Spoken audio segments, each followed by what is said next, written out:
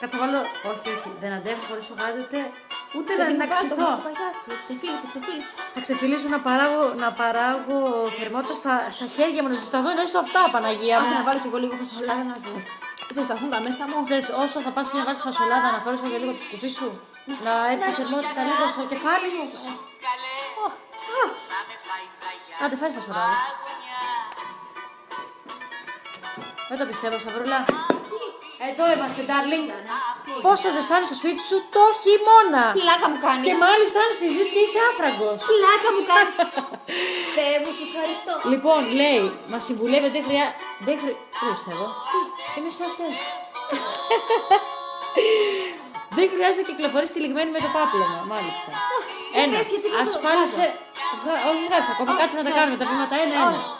Ασφάλισε πόρτες και παράθυρα.